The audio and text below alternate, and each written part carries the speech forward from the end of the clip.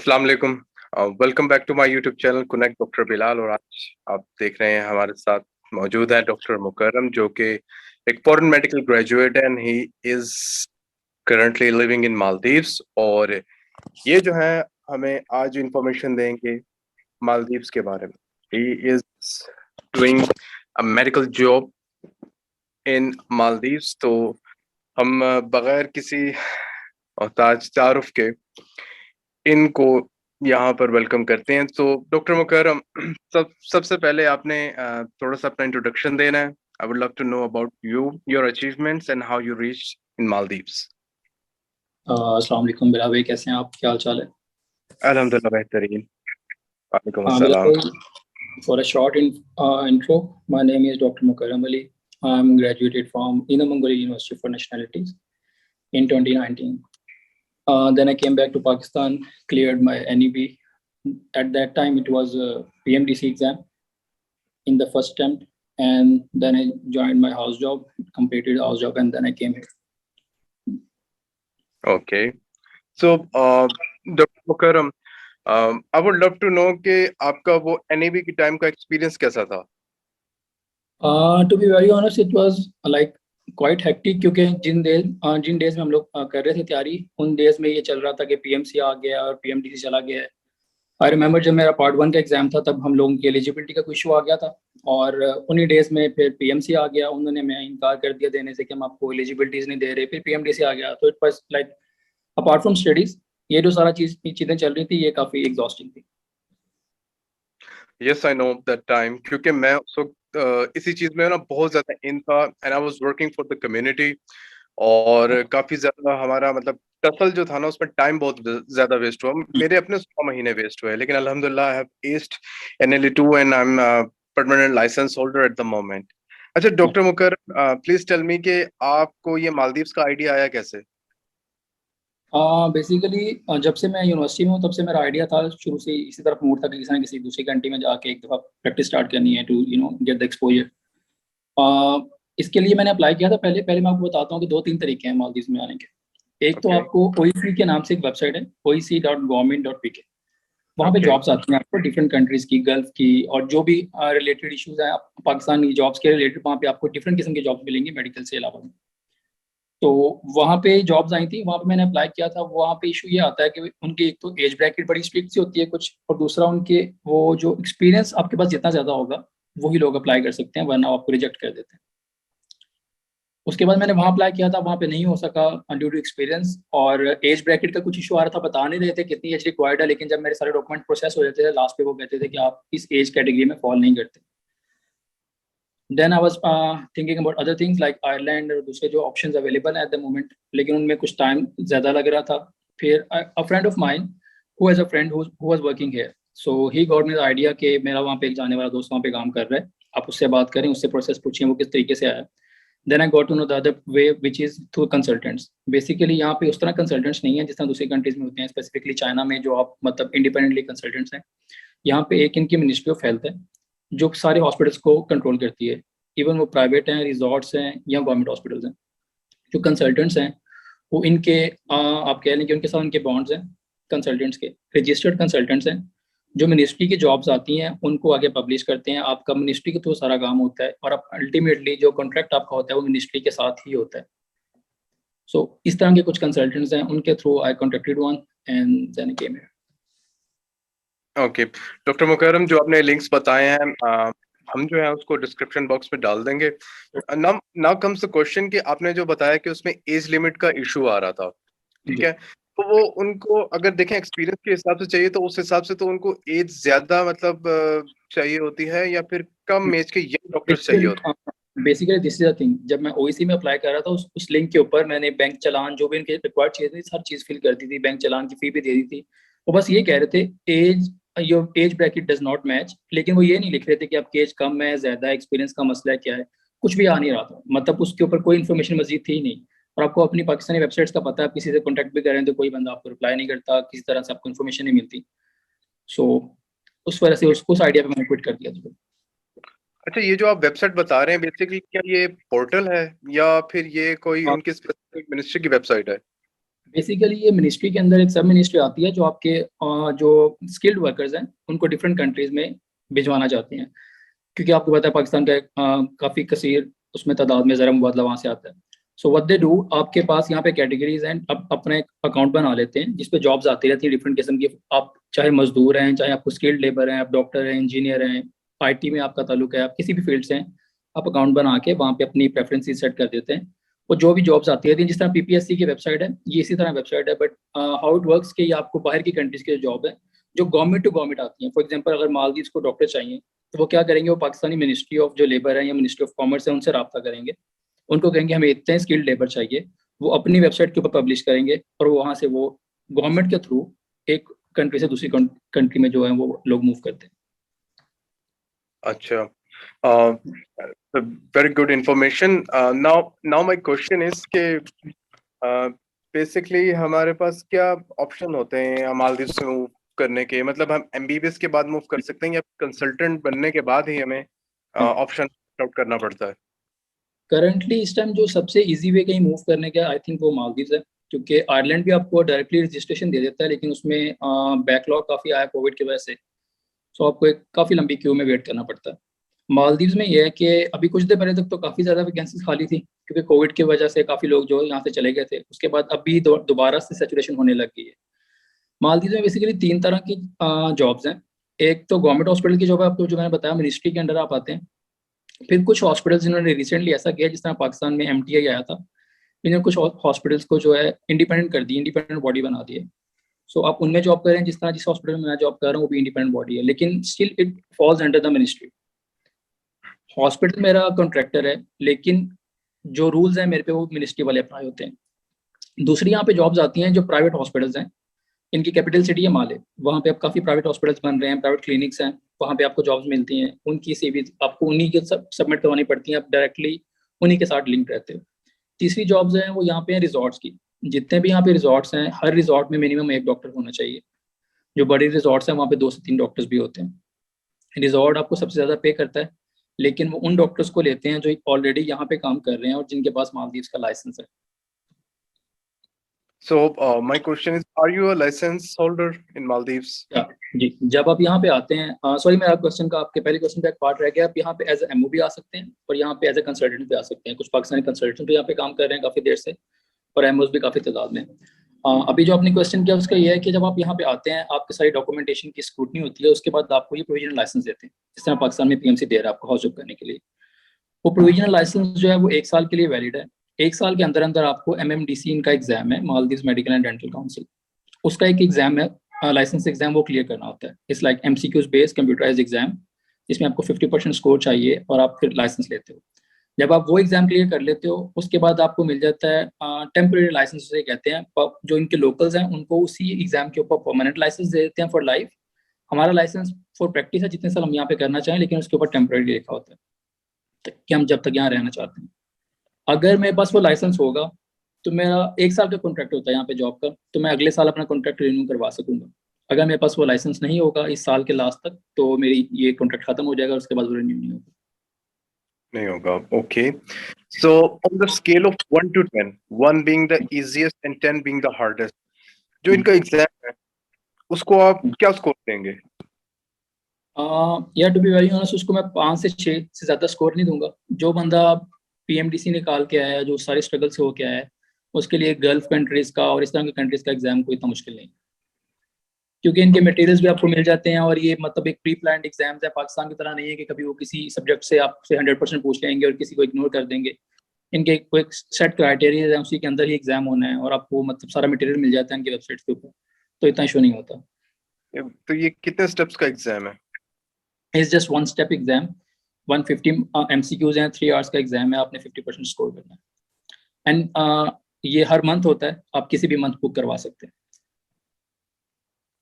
तो ये जो है बेसिकली इसका स्ट्रक्चर क्या है एग्जाम का, कि ये बेसिक को या नॉलेज? बेसिकली इसका स्ट्रक्चर वही है जो आजकल पाकिस्तान में एनएलई का। It has basics around 20 to 30% and the remaining is clinical. So it's easy to ace if you have already gone through with NEB or NLE exam. It is doable. Okay. So वहाँ पे language का कोई issue होता है? Basically यहाँ पे जो normal population है उनको ऑलमोस्ट सबको इंग्लिश आती है। जो बहुत पुराने एज के लोग हैं उनको नहीं आती, लेकिन वो भी हर चीज़ें समझ लेते हैं। इट्स नॉट लाइक चाइना और रशिया जहाँ पे उनकी अपनी ही लैंग्वेज चलती है, ये सब हर चीज़ समझ लेते हैं। मतलब मुझे कभी बाहर जाके लोकल लैंग्वेज का यूज़ करना नहीं पड़ा, मेरा हर काम हो जाता है। And in the clinical exposure, आप ईआर में या वार्ड में काम कर रहे हो तो sister will be your translator for you. और अगर आप ओपीडी में काम कर रहे हो तो there is a specific translator for you. जितनी आवर्स आपकी शिफ्ट है उतने आवर आपके साथ बैठेगा and he will be translating patients for you. Okay, that's great. क्योंकि बाज़ जगहों पे तो आपको पता है language is a big this is not a concern है, क्योंकि इनकी जो लोकल लैंग्वेज है वो is not like very common language जो आप आराम से सीख लें। दे स्पीक इन देहवी, और यहाँ पे आपके पास ट्रांसलेटर अवेलेबल होते हैं। सो doctor Mukarram, cost of living क्या है वहां पर? Cost of living is like quite high, क्योंकि यहाँ पे छोटे से लैंड्स हैं इनके पास, छोटे छोटे आइलैंड्स हैं, उसी में इन्होंने रहना है, कोई एक्सपेंशन तो है नहीं लैंड्स की। और उसके अलावा जितनी भी चीज़ें हैं इनकी, आई थिंक ऑलमोस्ट लाइक 95% और मोर देन 95% आर इम्पोर्टेड। सो हर चीज़ें इंपोर्ट कर रहे हैं, तो उसकी वजह से प्राइसेस यहाँ पे बहुत ज़्यादा हाई है। And what about the religion and other vice versa things? It's an Islamic country. It's 100% Islamic country. No other religion is being practiced here. And I don't know about the sects very well, but they practice Shafi sect. So like you have religious liberty. You can go in any mosque and pray in whatever style you want to. No one, says anything to you. Finding halal food is not the problem. It's It's not everywhere. an issue at all because they are like 100% Muslim country. So you can get, yeah, if you have, a specific kind of taste and specific kind of tongue for food, like कि मुझे यही खाना है वही खाना है, उसमें आपको मसले हो सकते हैं, क्योंकि यहाँ पे रिसोर्सेज बहुत लिमिटेड है। लाइक आपको हर तरह की सब्जी नहीं मिलेगी, हर तरह का मीट नहीं मिलेगा। Their basic diet is coconut, tuna and a few vegetables. Okay, I get it. So, Dr. Mukarram, I would love to know कि यहाँ पे salaries and pay scale क्या है? बिलाल भाई, यहाँ पे आपकी जो बेसिक सैलरी है, मतलब सारी डिटेल्स में तो आपके सामने नहीं जाता। एवरीवन वांट्स टू नो कि eight the end of the month how much they gonna have in their hand. So your basic salary with all the allowances they have, you're gonna have here, the residence allowance, उसके अलावा आपको food allowance मिलेगा। तो 3 किस्म के allowances आपके आते हैं। तो टोटल जो आपको मिलेंगे वो 28,000 MVR आपको इन हैंड मिलेगा at the last of the month. Salaries का कोई इशू नहीं है। And on the last day of the month आपके अकाउंट में डिपॉजिट हो जाती है। जब तक अकाउंट नहीं बनता आपको इन कैश दे देते हैं। उसके अलावा ये होता है कि ओवर टाइम का डिफरेंट हॉस्पिटल्स में डिफरेंट क्राइटेरिया है। फॉर एग्जांपल यहाँ पे 3 तरह के वर्किंग एटमॉस्फेयर्स हैं, वर्किंग स्टेशंस हैं। एक आपका रीजनल हॉस्पिटल आता है, you can compare it to as Pakistan का DHQ हॉस्पिटल, लेकिन ऑन मच स्मॉलर लेवल। उसके बाद आपका आता है atoll hospital. Like for example in a regional hospital यहाँ पे सारी फैसिलिटीज आपके पास ऑलमोस्ट होती हैं with exception of few. Atoll hospital में आपके पास 2-3 फैसिलिटीज होंगी, 2-3 डिपार्टमेंट्स होंगे, गायनी होगी, मेडिसिन होगी, इस तरह 2-3 कंसल्टेंट्स होंगे। उसके बाद यहाँ पे आते हैं हेल्थ सेंटर्स। हेल्थ सेंटर्स जिस तरह पाकिस्तान के BHQs हैं, लेकिन वहाँ पे आपके पास बेसिक हेल्थ केयर की सारी चीज़ें अवेलेबल होंगी। उससे ऊपर जो पेशेंट आता है आप उसको रेफर कर देंगे। They will be a consultant on call for referrals 24/7। अगर कोई भी ऐसा पेशेंट आता है आप उससे कॉन्टेक्ट करेंगे। The health center and the regional hospital which is related to your connected to your hospital, so you'll contact them and they'll ask you to bring the patient here or you can send the patient there. Same like Pakistan, सब जिस तरह हम यहाँ पे बताते हैं। Yeah. So sorry, मैं question से किसी और तरफ निकल गया। तो बेसिकली ये है कि अगर आप रीजनल हॉस्पिटल में काम कर रहे हैं तो यहाँ पे you have more chances to get the OTs।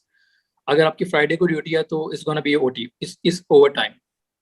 Okay. अगर आपके ड्यूटी आपकी जो है वो 8 आवर्स अ डे है, 6 days अ वीक है, ठीक है। अगर आपकी 8 आवर्स से कुछ ऊपर टाइम हो जाता है, बायोमेट्रिक सिस्टम है, ज़्यादातर हेल्थ सेंटर्स पे नहीं है, रीजनल हॉस्पिटल्स में ऐसा ही है। आपने पंच इन पंच आउट करना है, तो अगर आपके 10 मिनट ऊपर हुए हैं तो 10 मिनट का आपको पे करेंगे। Okay. So अगर आप OTs को देखो तो OTs it can be from 2,000 to 3,000 to 4,000, it can vary। कुछ हेल्थ सेंटर्स ये हैं, हेल्थ सेंटर्स पे आप ऐसा हो सकता है कि आपका अगर छोटा है, बहुत छोटा आपका आइलैंड है, तो वहाँ पे OT नहीं बनेगा, लेकिन वहाँ पे आपकी कॉस्ट ऑफ लिविंग कम हो जाएगी। फैसिलिटीज ऑब्वियसली कम होंगी, लेकिन कॉस्ट ऑफ लिविंग कम होगी, वहाँ पे रेंट्स कम होंगे आपके अपार्टमेंट्स के। Okay. So basically जो मोस्ट प्रोबेबली पाकिस्तानियों का या हम कहते हैं देसीज का जो क्वेश्चन होता है कि सेविंग कितनी हो जाती है वहां पर, क्योंकि you saying that expensive place to live? मतलब this is the most difficult thing when I was searching for job. अब मैं कोई भी इंटरव्यू देखता था, हर बंदा ही बताता था यहाँ पे ये जॉब है, ये तरीका ये है, कोई ये नहीं बताता था कि आपको पैसे आपके जेब में कितने आ रहे हैं, और सबसे मेन कंसर्न आपका यही होता है. सो आप 21 से 2000 MVR अगर आप नॉर्मल खर्चा कर रहे हैं बहुत ज़्यादा, मतलब आप ये नहीं कह रहे कि मैं हर टाइम बाहर से खाना है, आपको यहाँ पे कुकिंग खुद करनी पड़ेगी. बड़े आइलैंड्स जो है वहाँ पे तो रेस्टोरेंट्स अवेलेबल हैं, लेकिन they are like very expensive. छोटे आइलैंड्स पे वो आपके पास वो फैसिलिटी है ही नहीं. तो कुकिंग आपको करनी आनी चाहिए. और अगर आप अच्छा खाना खा रहे हैं, अच्छी जगह पे रह रहे हैं, सारी चीज़ें कर रहे हैं, तो फिर भी आपका 21 से 22,000 MVR आप मंथली बचा लेते हो. अगर आप उसको कन्वर्ट करेंगे आप पाकिस्तानी रुपीज़ में तो वो बहुत ज़्यादा बन रहा है, लेकिन यहाँ पे इशू ये है कि यहाँ पे आपको सैलरी मिलती है MVR में, आप सेंड कर सकते हैं डॉलर्स में. सो डॉलर्स यहाँ पे आपको ब्लैक मार्केट से लेने पड़ते हैं. यहाँ पे डॉलर आपको गवर्नमेंट रेट जो वेबसाइट पे शो हो रहा होगा उतने का नहीं मिलेगा. फॉर एग्जांपल आपको आजकल शो हो रहा होगा 15.4 का ऑन द इंटरनेट और ऑन द वेबसाइट, आपको यहाँ मार्केट में मिल रहा है 17.10 का. Okay. So there is one other way. आप उसमें तकरीबन आपको 2 से 3 माह लग जाते हैं. पहले 2-3 सैलरीज आपको दूसरे तरीके से भेजनी पड़ेंगी. वो तरीका ये है कि यहाँ पे माले में HBL है. जब आप यहाँ पे आते हैं आप HBL का अकाउंट बनवा सकते हैं. वो आपके $1,000 के इक्विवेलेंट MVR जो है वो गवर्नमेंट रेट पे सेंड करेंगे हर month. Okay. So now everyone can do the maths. Basically 21 to 22,000 without OT is your monthly saving if you are living alone and having a like normal lifestyle. बहुत ज़्यादा बचत नहीं कर रहे और बहुत ज़्यादा आप उसको शाखर्ची से भी इस्तेमाल नहीं कर रहे. Having a normal life with normal basic facilities and good diet. And जब आपका HPL का अकाउंट बन जाएगा फिर आप उस तरीके से भेज सकते हैं, तो उसमें थोड़े से चार्जेस कम हो जाते हैं. So ये MVR कितने मतलब पाकिस्तानी रुपए बनते हैं एक MVR?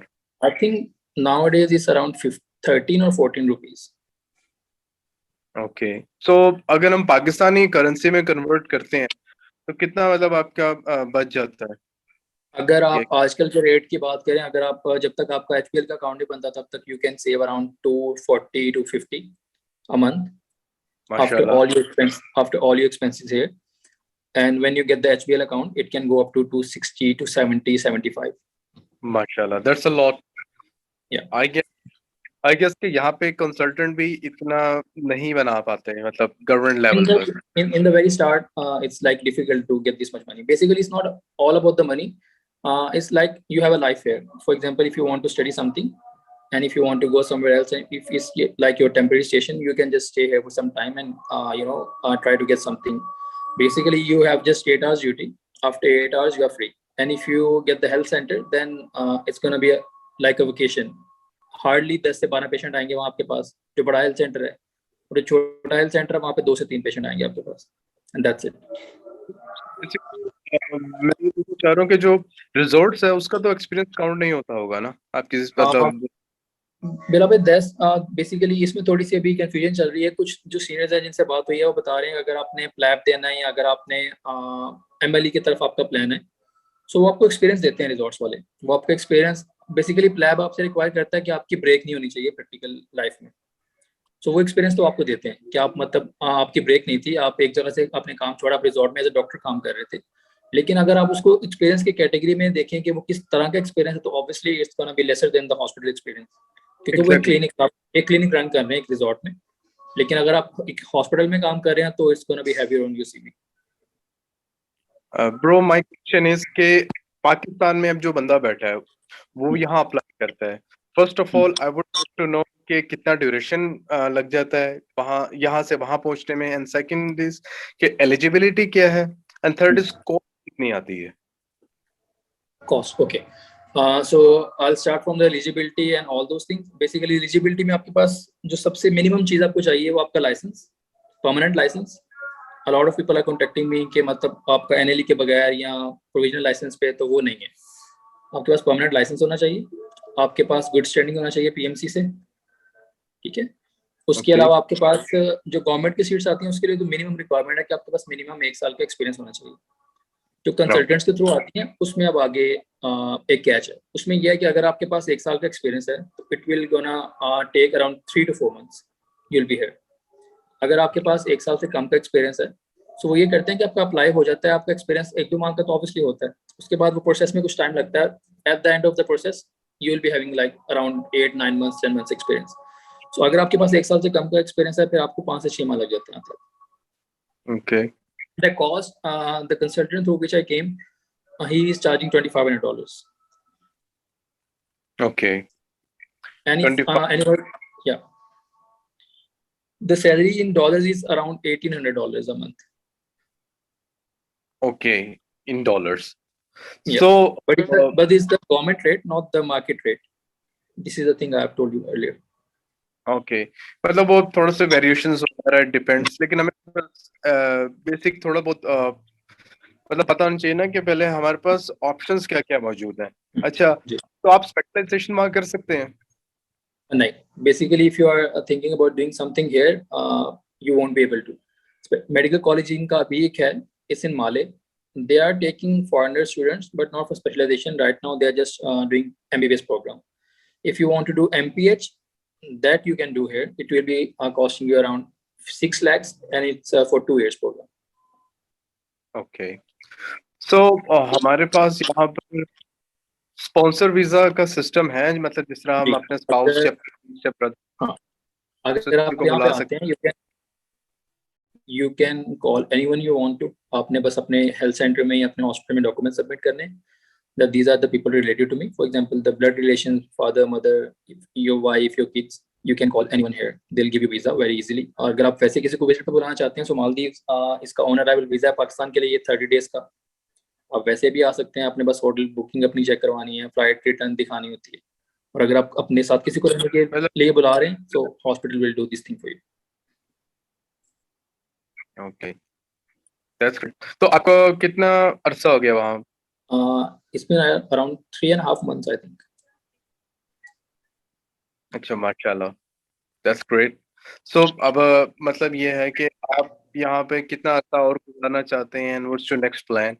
Bilal bhai, to be very honest, abhi I'm just staying here, staying in the moment. My next step is to do MMDC, so I can just be safe here. If I want to stay for a longer time, उसके बाद फिर next देखते हैं इंशाल्लाह क्या होता है।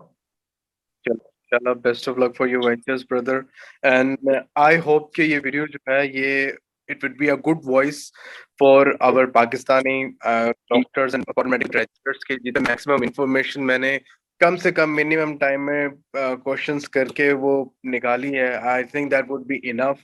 और जो लिंक्स है वो हम डिस्क्रिप्शन बॉक्स में डाल देंगे। तो अगर आपसे कोई कांटेक्ट करना चाहता है doctor Mukarram, how would they reach you? They can reach me through my Instagram. I'll share the ID with you, and they are more than welcome. Reply में थोड़ा मसला हो सकता है क्योंकि here we have a different duty hours. Sometimes I'm on the morning schedule, sometimes I'm on the evening or night, so that can be an issue. I will be like more than happy to help anyone who wants to know anything. And there's one more thing I just forgot to tell you. अक्सर लोग ये पूछते हैं कि हम यहाँ से आके हमें कहीं और जॉब मिल गई, हम कितनी जल्दी मूव कर सकते हैं। So when you will come here, आपका कॉन्ट्रैक्ट 1 साल का होगा। उस 1 साल में से जो पहले 3 माह है वो आपका प्रोबेशन पीरियड होगा। उसमें they can expel you from the hospital within 1 hour, and if you want to leave, you can just give them 1 hour notice and you can just leave. जब वो 3 माह गुजर जाते हैं, 1 hour 1 hour notice, and it will only happen if you'll mess up like a big time. For example, it's a very big medical negligence, only then. Okay. And जब आपकी वो 3 माह गुजर जाते हैं, जी, जब वो 3 माह गुजर जाते हैं, उसके बाद अगर आप उनको छोड़ना चाहते हैं या वो आपको निकालना चाहते हैं किसी भी ग्राउंड पे, so either party have to give 3 months notice. आप 3 मंथ्स का नोटिस देंगे उनको कि मैं रिजाइन करना चाहता हूँ 3 मंथ पहले। और अगर आपको इमरजेंसी रिजाइन करना है, अगर आप जाना चाहते हैं, कोई आपकी मतलब आपको बहुत अच्छी अपॉर्चुनिटी मिल गई है, then you have to give them 3 months salary in advance if you want to leave earlier then 3 months. If you want to leave like for example आप 2 मंथ का वो टेन्योर गुजार लेते हैं, 1 मंथ पहले जाना चाह रहे हैं, 1 मंथ की सैलरी दें चले जाएं। And the other thing is, अक्सर लोग पूछते हैं यहाँ पे काफी रिमोट एरिया, तो घर जाने का क्या तरीका है। You can get 10 days family responsibility leave in 1 year, वो पेड लीव होगी। उन 10 दिन के अंदर ही आपने आना और जाना है, अगर उससे ऊपर दिन लगेंगे तो वो फिर अनपेड काउंट होंगे। And if you are just आप एक कॉन्ट्रैक्ट आपने पूरा किया और दूसरा कॉन्ट्रैक्ट रिन्यू कर लिया, so at the end of the year you will be having 35 to 40 holidays जो पेड होंगी, जिसमें बेसिक सैलरी होगी, और basic salary is around 15 to 17,000 MBR, not 28। और जब आप वापस आएंगे तो आपको आपकी जो टिकट होगी उसमें से $200 तो आपको अपफ्रंट देते हैं। जब आप फर्स्ट टाइम आते हैं तब भी ये रूल है। जब आप फर्स्ट टाइम यहाँ पे आते हैं, जो मैंने आपको कंसल्टेंसी चार्जेस बताए थे उसमें सिर्फ कंसल्टेंट ने पैसे लिए थे, टिकट मैंने अपने पास से बाई की थी। तो टिकट का यहाँ पे ये रूल है कि जो आप टिकट बाय करते हैं उसमें से $200 आपको अपफ्रंट हॉस्पिटल पे करता है। उसके बाद जो आपकी अमाउंट बच जाती है उसमें से हाफ आप पे करते हो, हाफ फिर आपको हॉस्पिटल देता है। That you have told us everything crystal clear है। So अब ये है कि मैं बेस्ट जाहिर सी बात जी जी आप ड्यूटी से आए हैं आप, तो I would have to give you spare time कि आप उसमें रेस्ट करें, नमाज वगैरह पढ़ें। So thank you very much, time आपने निकाला हमारे लिए, एंड आई होप कि ये video would be very helpful for everyone. तो चैनल को लाइक और सब्सक्राइब जरूर कीजिएगा, दुआओं में याद रखिएगा। अल्लाह हाफिज। Never gonna make it, you're not good enough. There's a million other people with the same stuff. You really think you're different? Man, you must be kidding. Think you're gonna hit it, but you just don't get it. It's impossible, it's not probable, you're irresponsible.